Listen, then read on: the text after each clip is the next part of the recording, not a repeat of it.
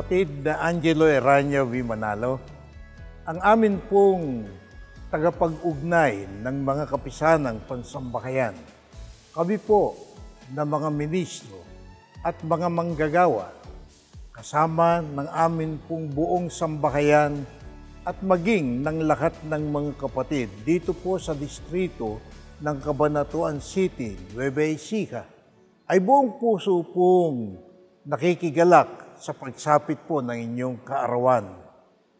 Lubos po kaming nagpapasalamat sa inyo pong matagumpay na pangunguna sa mga kapisanan sa loob po ng Iglesia na siyang nagiging dakilang inspirasyon po namin at totoong nagdudulot po ng kasiglahan sa amin pong pananampalataya at sa kauunlad po ng aming buhay espiritual. Dalangin po namin na kayo po ay mamalagi na maging mabisa, malakas, nakatuwang at kawaksi ng ating pong tagapamahalang pangkalakatan, ang kapatid Eduardo V. Manalo.